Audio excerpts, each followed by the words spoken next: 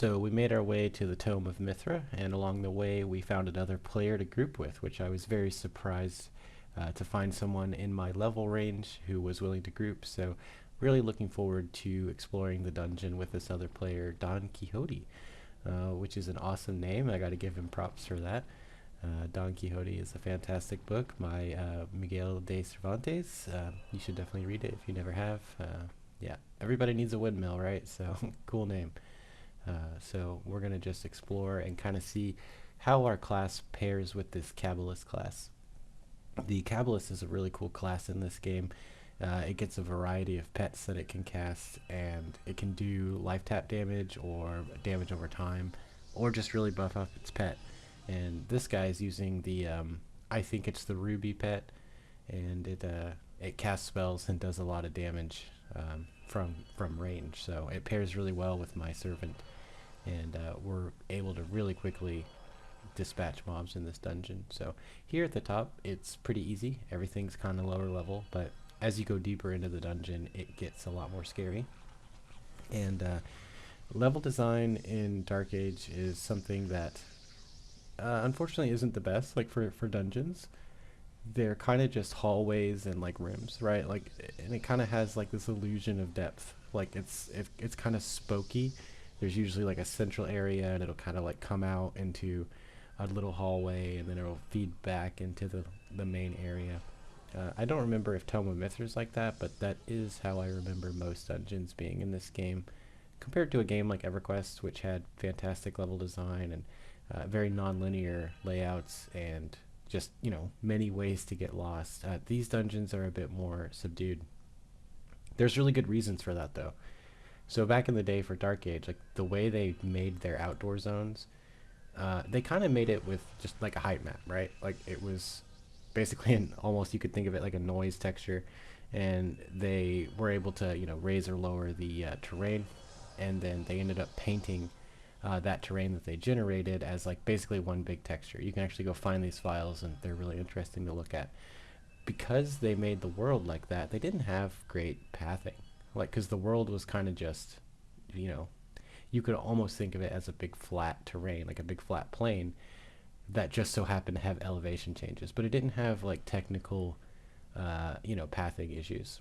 So whenever they went to make dungeons, like their previous model didn't really work for, you know, the complexity that one might need for, you know, dungeons. So they kind of made them really simple in the beginning. This is something they subsequently did improve.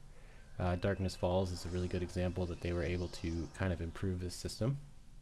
But, you know, it's still at its core, like, you know, hallways and hub areas, right? And the hallways are really big, so the mobs have a lot of room to move around and not get stuck on things. So, you know, making games is very difficult, and you know, you got to do what you got to do. You got to make concessions a lot of the time. So last time I came here once before this video to explore, and I got aggroed by this undead believer, and it killed me, and because I was fighting another mob, and the same thing just happened here. And it's really interesting how having another player with you just really changes the dynamic of the game. Dark Age is interesting because having other players with you doesn't just kind of make your power like, you know, you plus one. Like, it's kind of exponential in what you can do, especially like depending on the class. So like, we're 2 damage dealers, but we both have damage pets, and we both have, like, you know, many different abilities. But let's say we had a different party where we had somebody who had haste, right, for our melee, you know, portions of our classes. That would really increase everything a lot more. And if we had, you know, more party members with like a mercenary who had somebody at haste, and then a tank and a healer, it really starts to add up quick. And you can see how quickly we're killing these mobs with only 2 players. If you had a party of 8, like, you really start to just, you know, melt mobs. So that's why you end up wanting to do really challenging, like, purple con stuff whenever you're in a full party, which kind of makes casters not as useful in some ways, because you get resisted a lot, and it can be kind of a pain. And that's kind of what I was talking about in a previous video, where you know, it can be a bit of a pain to, like, you know, do the PvE. Like, it's not as deep as it could be, because like these mobs don't have like a ton of HP. We're able to really quickly mow through them, And if we wanted a challenge, it would have to be mobs at such a high level that we couldn't interact with them in the same way. So that's one of the weird little issues of Dark Age, but it's not bad. Like, it's still really fun. And I could be wrong even. Like, maybe as you get higher level, like, mobs have way more HP in dungeons, and it's you know, closer to what you would expect it to be. It's been a long time, so I don't honestly remember how high level dungeons work, but I am excited to explore them. And Tome of Mithra is a really cool dungeon. It's got a nice vibe. All these archways and the lighting's really good. The texture works really good. I do not think this is classic. I'm pretty sure all the texture work here is redone. I don't remember it looking this good. But that's just me, you know. I honestly don't remember. It's been so long. So this guy was really fun to play with. He was a pretty good Cabalist. He said he was new to the class. He didn't really know how to play it, but he seemed to make pretty good decisions on how to play. And I want to give him some credit. And I've been kind of checking how many people are online throughout the day as I play. And, you know, like I said, it's not a ton of players, but there are surprisingly a decent amount of players in my level range. Like, there are people, I guess, that do play here consistently who are making alts and just playing around. And, you know, I have a feeling we're going to be able to have a couple more groups as we go along. And this guy is actually in a guild, so that, you know, makes me think maybe there is some active population, but his guild name is RIP, so maybe that's not the case. Maybe there's not that many people in his guild, who knows.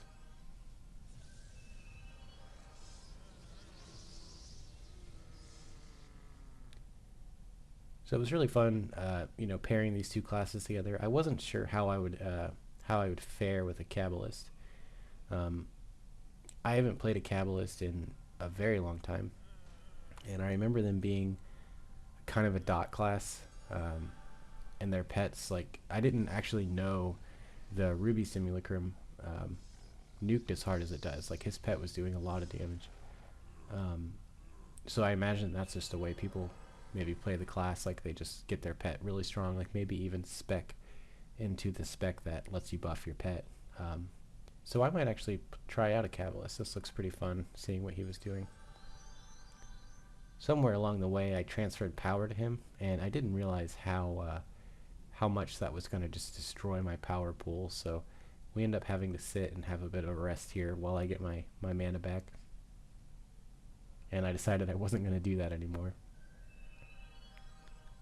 But one of the nice things about the Necro is you can just keep power tapping and slowly work your way back up to full. As long as you have enough range to get a couple casts off, that'll be fine. And we got an ad here, and I'm not actually sure the mechanics of how this works, right?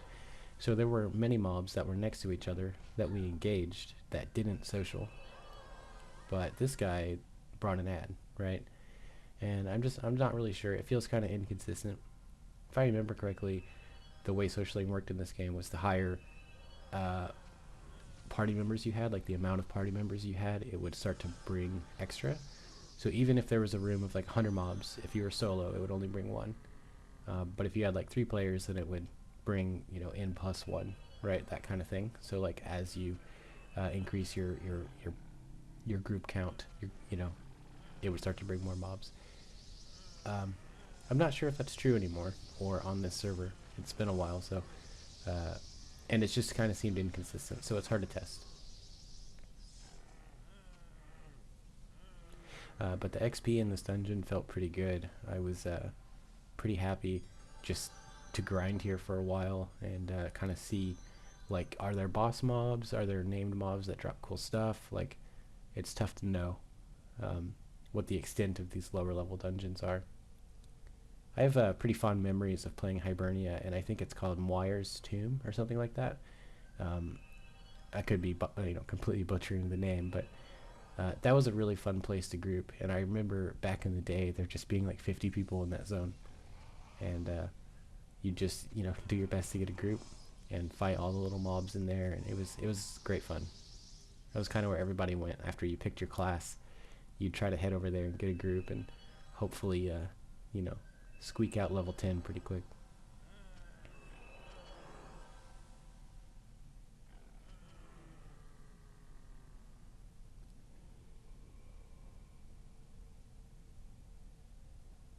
So this room was, I thought, pretty cool. I really like the layout of this room, how it has all the undead guardsmen next to the forgotten presence. And this kind of felt like where a big named mob would go, right? Like some big bad boss, and you need to like use some clever tactics to clear out the room and then fight the boss. The layout definitely leads it to feel that way. The mob's positioning and the epicness of the room. But we were able to just solo pull these mobs.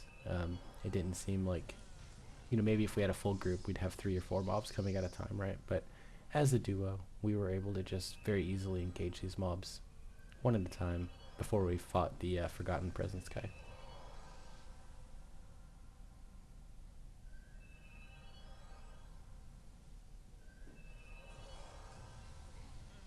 And you can just see how hard that Ruby Simulacrum hits these mobs. Like, it really makes everything just so much faster.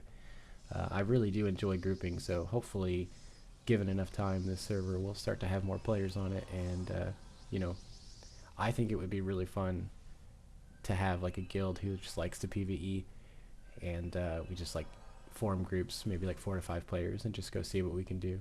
I think that would be really fun.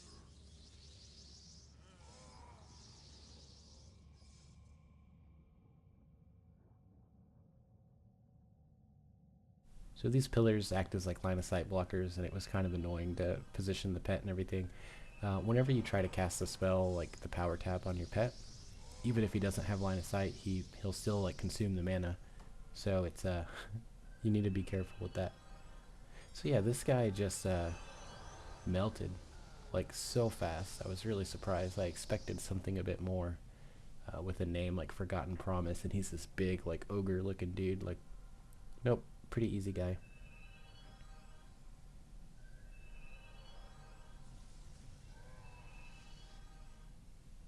So I don't really know how respawns work in this game, but they feel very fast. Um, Going off very old memory, I think the first time you kill a mob, they'll respawn really quick, like if they haven't been killed in a really long time. But the more you kill that placeholder, like that spawn position, I think they start to respawn slower. I honestly don't remember. But, we're already getting respawns on the first mob that we killed. So it's, we wanted to kind of move up and position and look around, but we very quickly had to start dealing with respawns here, so.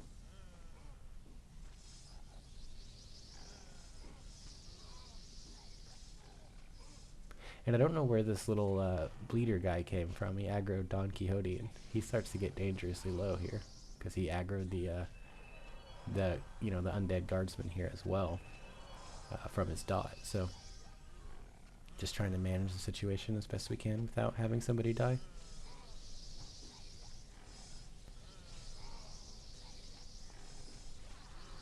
But fortunately, we're both very powerful classes, so we're able to, handle the situation relatively easily. But this is the kind of situation where it would be really cool to have like a paladin who can kind of just do some styles and, get aggro and be throwing up some healing and damage adds and stuff like that. So, like I said, the more party members you start to add, just the exponentially more powerful you start to be, just because of the utility that each class has.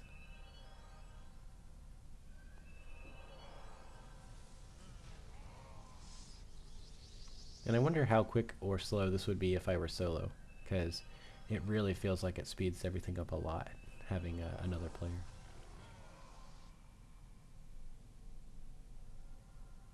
Something I'm interested in exploring is, if I could make it down to this room solo, like, I feel like I could just sit here and just non-stop kill everything. Like, I don't have to wander around looking for mobs. Like, it just seems like the respawn rate is really good in dungeons. So, maybe that's something we try to do next whenever we hit the next dungeon. I'm trying to remember the name. I think it's Keltoy. There's a dungeon in the foresty area. I think there's like druids or something in there. I don't remember, but I think that's in the 20s. So we might check that out and see if we can find some cool rooms like this. But one thing I'm a little concerned about with that is, as a necro, I know we do a lot of bonus damage to undead. And I don't think those guys are undead, so maybe it won't be that profitable of a venture. Don Quixote, though, he was really on the ball. Like, I love when you play with people who just kind of know what they're doing, and you don't have to type like, "Hey, let's move over here," and they just see what you're doing and know how to react, and that was really cool. I know it's a subtle little thing, but when there's only like 8 people online, it's like, well, maybe these guys don't know how to play at all. Maybe they're way better than you, right? Like, who knows? But it's always kind of a concern.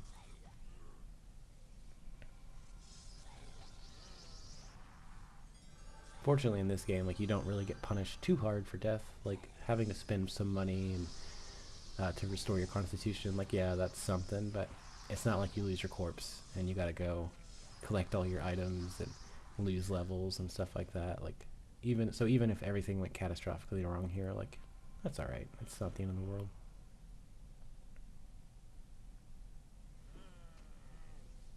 So it was kind of difficult to like position my pet a little bit sometimes, like trying to get him to like see around corners or back up in a way I wanted him to. Um, Putting him on passive and then like moving around is usually what you have to do, but sometimes it doesn't feel responsive.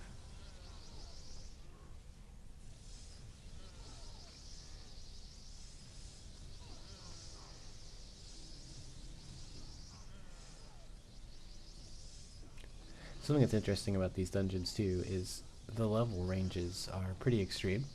Like, we were fighting like green con, nearly gray con stuff at the entrance, and just a little bit in, we're starting to fight oranges and maybe reds and purples, and I think that's pretty cool. Like, that you could just kind of stay here for like 5 levels, but I think each room would start to get pretty boring pretty quick if you did it that way.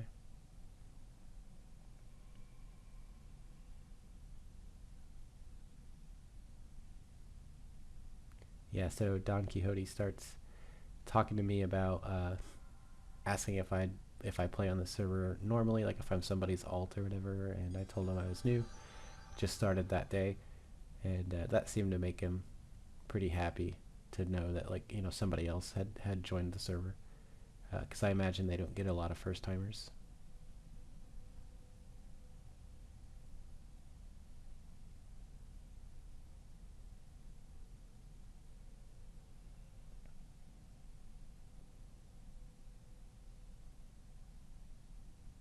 And that's one of the cool things about Dark Age. Like, I used to just log into this game back in the day, and like I didn't play in a way like this would have been like 2001 or 2, right? But I didn't play in a way to like min max XP, right? It was more of a social thing. Like, before social media existed and all that stuff, like, people played MMOs. They logged on, they talked to people, they made connections. Like, I knew people for a decade that I played this game with. Met some of the the best people in my life playing these kinds of games, and I know there's a lot of other people who have similar stories.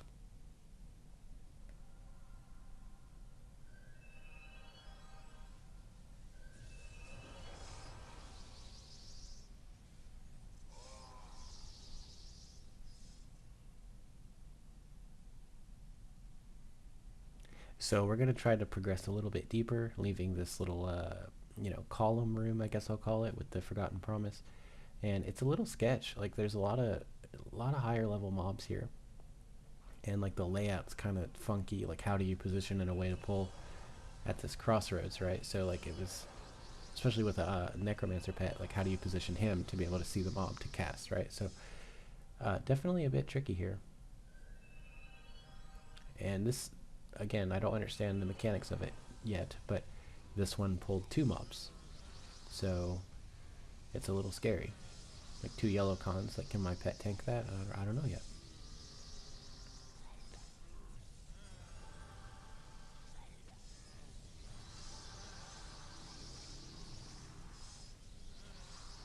Fortunately, we were able to take it down relatively easily.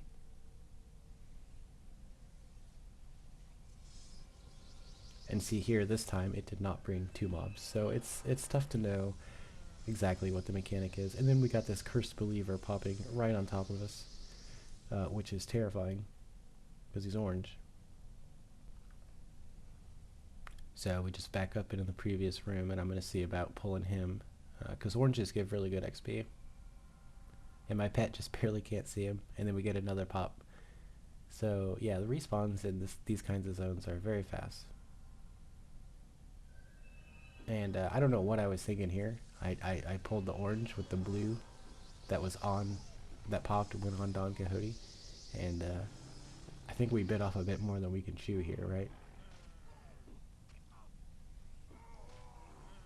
Looks like he took quite a bit of damage and my pet was tanking for way too long on an orange that wasn't dying. So it's dropped a lot in health, but we're just going to spam life taps as best we can and try to get through. And then an undead Philid there in the back aggro's Don Quixote, and it is not looking good for us.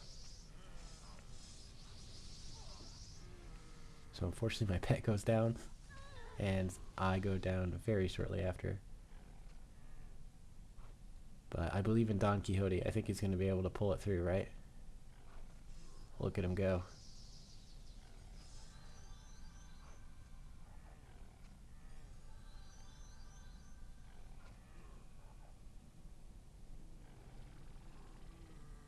And he does dispatch that undead Philid, and it seems like everything's going to be okay. But then out of nowhere, this bleeder just runs through the hallway and aggroes him. Like, I have no idea why or where it came from. Like, he was sitting, you know, on this little pile of rubble, nowhere near another mob, and just, wow. And unfortunately, his pet goes down, and then he's going to go down very shortly after. So I'm really not sure how the aggro system in this game works. Going to have to do some experimentation to figure it out. But this was our adventure into Tome of Mithra. I hope you've enjoyed, and I will see you guys in the next one. Take care.